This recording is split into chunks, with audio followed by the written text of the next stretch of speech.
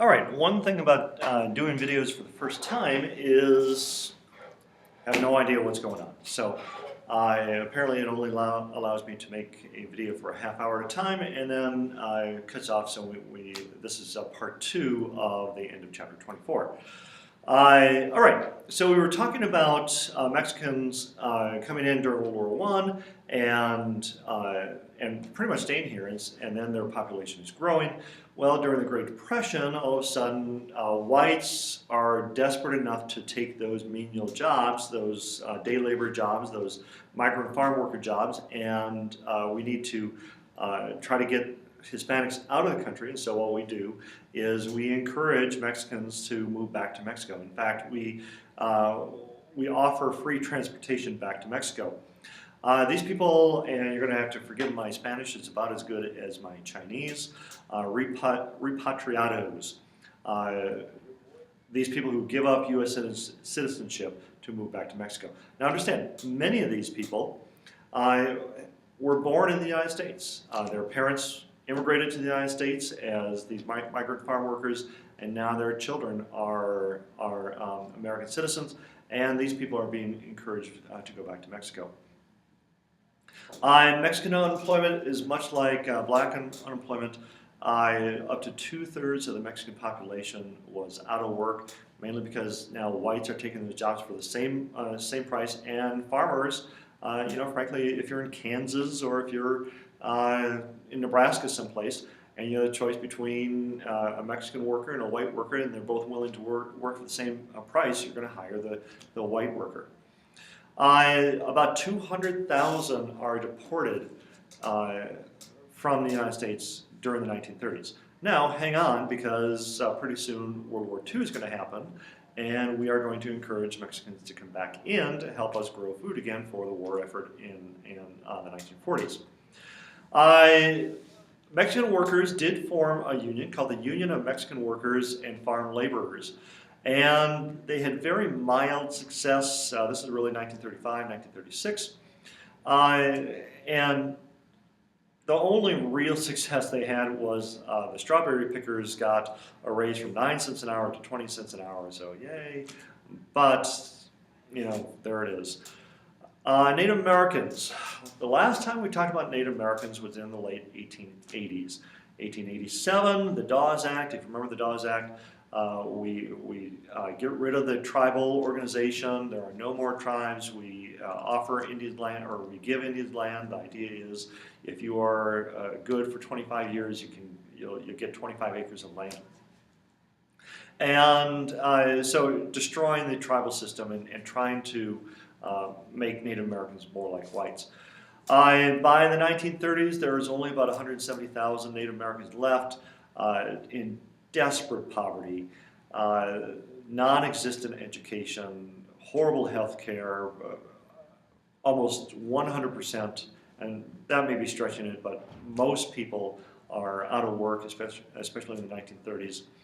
And so in order to try to help the situation, the government passed the Indian Reorganization Act of 1934. Now, always tie the Indian Reorganization Act back to the Dawes Act. The Dawes Act splits up the tribes. The Indian Reorganization Act does exactly what it sounds like. It puts those tribes back together. It drops the policy of assimilating Native Americans into white society. It returns the authority to the tribes. It puts those tribes back together. It provides the government funds for education, for educating Native American children, and it restores the right of tribal ownership of the land. So today, if you go onto tribal land, it's essentially a different country. They run that land. They run that tribe, that tribal land, how they see fit. Still, the average after the Indian Reorganization Act of 1934, still the average income for Native American families in the 1930s was $48 a year. So you can do the math on that per month. Women in the 1930s, remember during the Great War, lots of women got into factories, and with the clothing revolution in the 1920s, lots of women are in clerical occupations and nursing occupations. But in the 1930s, when all those jobs dry up, the idea is a man is the breadwinner of the family, and so and especially in all these New Deal jobs, the rule was only one person per family could hold any New Deal job, and so any New Deal government job, and so always that job went to the man because he was seen as a breadwinner, and a woman's salary well, was seen back then as just simply extra. Between 32, 37, it was illegal for more than one family member to hold a federal service job, and that was almost entirely men. Social values in the 1930s, we kind of go backwards a little bit as far as social value. We've had the fun of the 1920s, and now in the 1930s, everybody kind of scales back a little bit, and it's no longer the roaring 20s. Now with social values and just there's not that much money to spend anymore for a good time. We start going back to more conservative social values in the 1930s.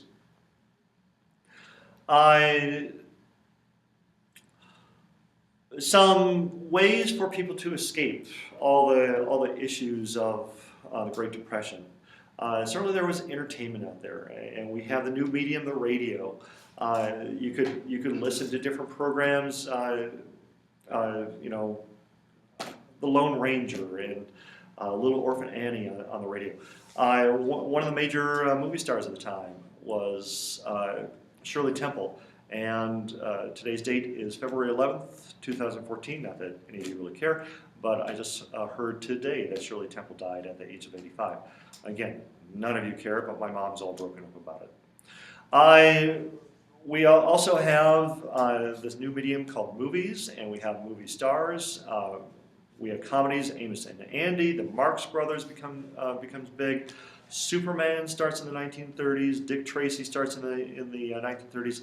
Soap operas started in the 1930s, and obviously soap operas start on the radio first. Television's not going to be around for a little while here. 1939, 65% of the American population went to movies at least once a week. So movies were still cheap enough, even during the Great Depression, for people to go. And understand the importance of that. If your life is just constantly trying to survive, having this hour or hour and a half where you can kind of get away for a little bit and just, you know, not think about all your problems is a big deal. Snow White and the Seven Dwarfs. Snow White and the Seven Dwarfs in 1937 comes out. All right, here's where it starts. The Communist Party. Remember the communists take over 1917. The reason why Russia gets out of the Great War is because of the communists taking over. And in the 1930s, desperate people do desperate things. And when we get into the 1950s, that's going to be a recurring theme throughout all of Europe. Desperate people do desperate things. And communism really takes hold in these areas where people are totally desperate. Remember what capitalism offers. Capitalism says if you work hard enough, you have the ability to make it. You have the ability to make as much money as you can possibly make. Well, in the 1930s, capitalism looks like a failure. People are working extraordinarily long hours. They're working as hard as they can just simply to find a job. And now, even with all their efforts, they cannot find a job. And so communism offers people, listen, you may not have a mansion, but you're going to have someplace to live. You may not have steak every day, but you're going to have bread. You're going to have something to eat. It may not be the job you want, but you're going to have a job. You're going to be able to make some money to be able to provide for your family. And when people have gone now years without a job and are desperately poor, desperately desperate, they are willing to listen to anybody who is willing to say things are going to get better. All right, so the Communist Party. Many people start looking at and attending Communist Party meetings. up to 100,000 people in the 1930s. Now remember who these people are in the 1930s. These people are young, mid-20s, early 30s, mainly, maybe newly married, maybe have a couple kids by now. And so these 20-year-olds, maybe 25-year-olds in the 1930s, in the 1950s, they're going to be in their mid-40s, mid-50s, when these people are going to be involved in government jobs. And when, if you're in your 40s or 50s, you're taken more seriously in businesses, you're taken more seriously in the entertainment industry. And now, all of a sudden, in the 1950s, we're going to see this Red Scare, and when people come and say, hey, listen, we think you might be a communist. And you're going to say, no, no, no, I'm not a communist. But my neighbor, you know what my neighbor did in the 1930s? He attended communist meetings in the 1930s. And all these meetings have roll rosters, and so your name is right there on the roster. And so in the 1950s, this is going to be a major, even if you have just checked out the Communist Party just to see what it's all about, people in the 1950s are going to take that information and use it against you. All right, this is getting into some good stuff here, so hang on. Okay, now the Communist Party is actually going to come out in favor of Franklin Roosevelt. And can you imagine Franklin Roosevelt going, just please, I appreciate your help, but just shh, don't tell anybody that you are supporting me. Because remember what Roosevelt's doing with the New Deal. Roosevelt is trying to get people back to work. Going into debt, and eventually what's going to happen is that that's going to be, we're going to need to pay that debt off, and the way we're going to pay that debt off is by raising taxes on somebody. We're raising taxes probably on people who have money, which are going to be the wealthy people, and that is going to, that's going to look a lot like communism. And so the Democrats are going to be tied to the Communist Party, at least in future elections. So again, hang on, but this is all going to spin forward into after World War II in the 1950s. Remember, it's the Communist Party who supported the Scottsboro Boys, who supported, and remember, it's not just the Scottsboro Boys. Who are the Scottsboro Boys? They're black teenagers in the South, in Alabama. And so the communists are supporting black teenagers in Alabama. Guess who doesn't like any of this? Not only Alabama, but also the entire South. And so we're going to start making these ties between labor and the Communist Party. We're going to start making these ties between Roosevelt and the Communist Party. We're going to start making these connections between the Democrats and the Communist Party, and even minority groups and the Communist Party. And so all of this, if you are a member of a union, remember how, I digress a little bit, but tying all this stuff together a little bit, remember Haymarket Square. And in Haymarket Square, the riots, in order to break up the Knights of Labor, we're calling the Knights of Labor an anarchist organization. And all these recent immigrants, mainly from Eastern and Southern Europe, are going to leave the Knights of Labor. It breaks up the Knights of Labor. Later on, we're going to call unions after World War I or during World War I, especially the Wobblies. We're going to call them socialist. And again, we're breaking up the Wobblies, the United Workers of the World. We're breaking up that union, and by calling them socialists. If you're a recent immigrant, you do not want to be called a socialist. Now, in the 1920s, we're calling all these union members communists. Are these people really communists? No, they're not really communists. They're trying to get away from communists. That's why they moved here. But it looks a lot like communism. So pretty much for the rest of the year, if there's something we're going to blame the communists. In 1935, Joseph Stalin sets up the Popular Front. He calls for a worldwide alliance to oppose Hitler and Mussolini and the fascists. Now, the fascists, what the fascist party is, it's a one-party dictatorship. Mainly, when we think about fascists, we really think about the Nazis. We think about Hitler and his one-party dictatorship. He's kept in power by a very strong military. state control of production. It's going to be up to the government to decide how much is going to be made and what's going to be made. Extreme nationalism. If you think about Germany in the 1930s, it is extreme nationalism. If we're German, we are thrilled to be German. And very hostile to minorities. Remember in the 1930s, we are going to blame minorities for all the issues of the 1930s because, and especially in Europe, if you take a look at the Great Depression in the United States, it doesn't even compare to the Great Depression in Europe. And when you're looking around Europe, the only people with jobs are people who are educated. And so the majority of the population that was educated over in Europe were the Jews. And so you have all these Jews that are bankers, that are doctors, that are lawyers, who have not lost their job, and all of a sudden you have this whole population that have lost their jobs. Well, whose fault must it be? It must be their fault. And so it's very easy for Hitler to turn around and blame this group of people. And the fascists are able to forcibly, oftentimes by violence, suppress all opposition, especially from labor unions.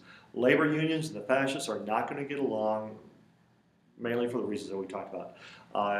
The dictatorship, the fascist dictatorship, especially in Germany, is going to control all means of production. It's going to control all wages, and obviously that goes against what unions want. The Spanish Civil War from 36 to 39 got a lot of sympathy for the Popular Front. This group against the fascists. Mussolini is taking over. The Spanish fascists, supporters of Franco in Spain, are against Hitler and are against Mussolini. And the Spanish Civil War, during the Spanish Civil War, 450 Americans wind up forming what they called the Abraham Lincoln Brigade to go to Spain to help the Loyalists against the fascist segment of Spain. About a third of those 450 people died. Along with the men that went were a couple writers, most notably Ernest Hemingway.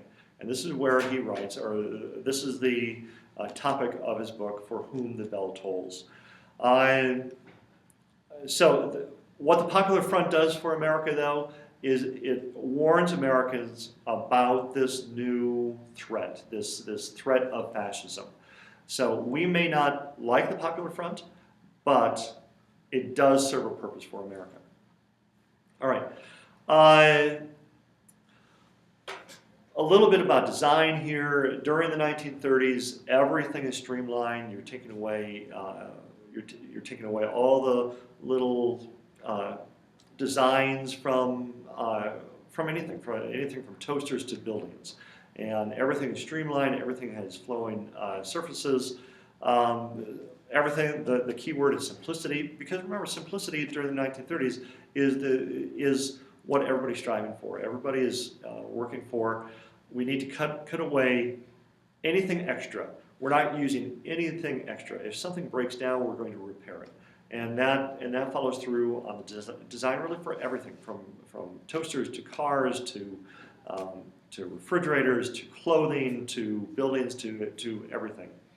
And all of this is strengthened in the 1939 World's Fair in New York City.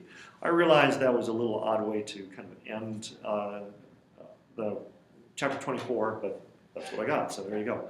That is the end of chapter 24. Thanks for listening. There will be a quiz on this. And as I always tell my students, remember, USAP it rocks. It doesn't stone or pebble, it rocks. Please don't take it for granted. Have a great day.